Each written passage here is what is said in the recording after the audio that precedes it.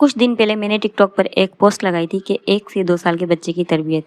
उस पोस्ट पर बहुत सी बहनों के कमेंट आए कि 1 से 2 साल के बच्चे को क्या समझ आएगी, इतनी छोटी उम्र में बच्चा क्या समझेगा।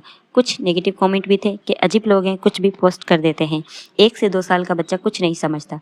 बिल्कुल प्यारी बहनों, 1 से 2 साल का बच्चा कुछ नहीं समझता, लेकिन 1 से 2 साल का बच्चा जो देखता है उसकी नकल ज़रूर करता है। जो कुछ माँ बाप बहन भाई कर रहे होते हैं वो इनको देखकर इनकी नकल ज़रूर करता है। इस पोस्ट में मैं तफ़सील नहीं समझा सकी, इसी वजह से शायद लोगों को कन्फ्यूज़न हो रही थी।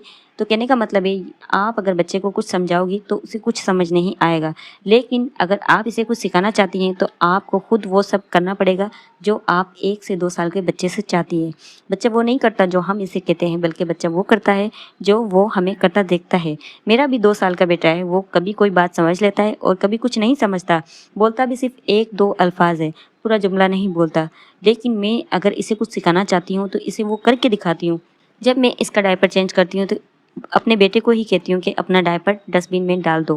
पहली बार में वो नहीं समझा, डस्टबिन तक लेकर गई मैं इसे सिखाया कि ऐसे डालते हैं डस्टबिन में ये चीज़, और ये अमल मैंने 3 से 4 बार किया, तब जाकर वो समझा। और अब तो फ़ौरन डायपर डस्टबिन में खुद ही फेंक देता है। अपने बहन भाइयों को जब नमाज़ पढ़ते देखता है तो वो भी नमाज़ पढ़ने लगता है। तो मेरी प्यारी बहनों, मेरी इस पोस्ट का मतलब ये नहीं था कि 2 साल का बच्चा सब कुछ ही समझने लगेगा। जब हम डॉक्टर के पास जाते हैं और जब डॉक्टर दवाई लिख कर देता है तो क्या वो हमें ये कहता है कि फ़ौरन ही आराम मिल जाएगा? नहीं ना, वक्त लगता है ठीक होने में।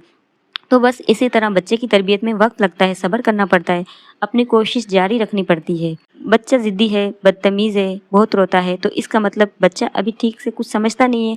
आपको प्यार और नरमी से बच्चे को समझाना पड़ेगा।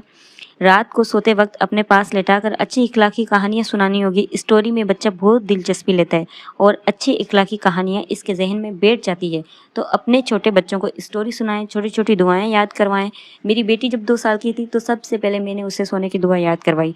आधी एक दिन, फिर आधी दुआ दूसरे दिन, और फिर 3 से 4 दिन तक मैं एक ही दुआ याद करवाती रही। बिस्तर पर लेटते ही तो नींद नहीं आती ना, तो मैं इस वक्त अपनी बेटी से बातें करती थी। और अब भी मेरा यही मामूल है, मैं रात सोने से पहले अपने बच्चों को कोई एक दुआ या कहानी ज़रूर सुनाती हूँ। और अब तो माशाल्लाह वो बड़े हैं तो सवाल भी पूछते हैं और मैं इनके हर सवाल का जवाब भी देती हूँ। अगर मुझे किसी सवाल का जवाब मालूम ना हो तो मैं गूगल पे सर्च कर लेती हूँ।